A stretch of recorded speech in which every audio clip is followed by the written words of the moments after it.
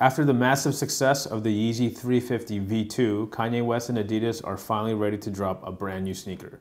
Let's take a closer look at the Yeezy Boost 380.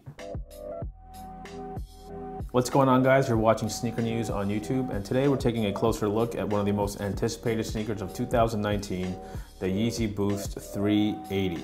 Before we show you all the details, just as a quick favor, please hit that subscribe button, like this video, and we'll get right to it.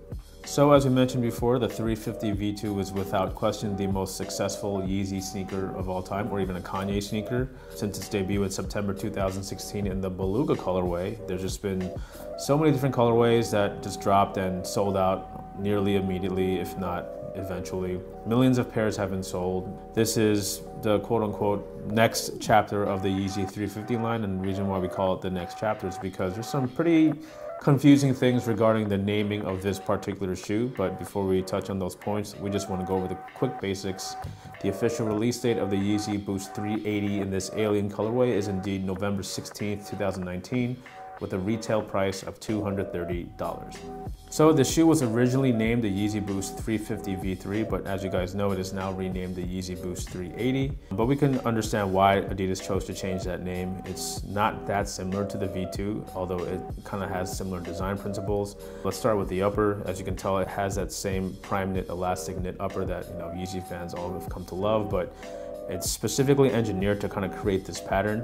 If you kind of run your hand over it, it's not like a straight finish. Cream white layer is elevated above this gray layer, which is elevated above this white layer. Some parts are thicker than others, and again, that's just to kind of create this camo-like effect. Even the transparent strip returns, although it's much different from what you're usually expecting.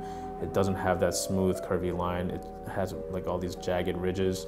Even the seam that goes up from the toe to the top of the tongue, it no longer exists. It's now a tucked seam, but you can still see that there's like a border there. That's where the stitch happens. From this top down look, you can tell that there's like a mirror image sort of effect to it. It kind of looks like those ink blots that a psychiatrist shows a patient. And if we turn it around to the medial side again, you see much of the same, but on this transparent mesh strip, they added a gray knit layer above. You can see that the shoelaces are embedded into the knit upper, just like the V2.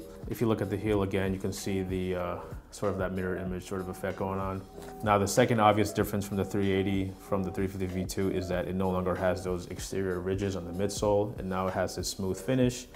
There's definitely a little bit more of a performance aspect to it, in our opinion, mostly because of the enhanced traction pattern, which we'll touch on a little bit, but also the heel has been compared to one of Nike's running shoe, the Zoom Flies.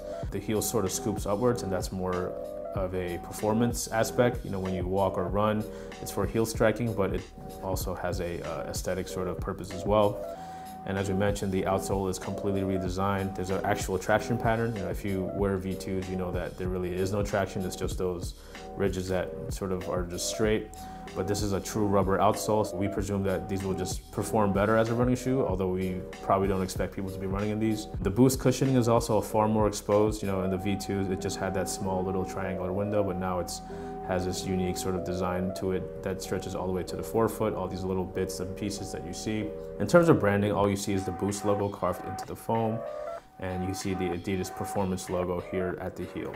And from there really is no other Adidas logos except for the Adidas and the Yeezy on the insole. Now, going back to the naming of the shoe, these are indeed a Yeezy Boost 350 V3 sample. It says in the actual tongue label, and we might as well just show you the box. This is the box that it came in. See, it says 350, and it says 350 V3 made by Adidas. So this shoe box is very familiar to Yeezy fans. All they did was add the V3 part, but again, from what we know, the shoe is now officially called the Yeezy Boost 380. So that's pretty much it. That's a first-hand look at the Yeezy Boost 350 V3, aka the Yeezy Boost 380.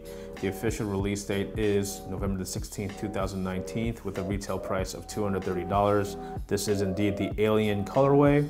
In hand, it's very impressive. Whether it's better than the 350 V2 or not, that's really up to you. It's your personal preference.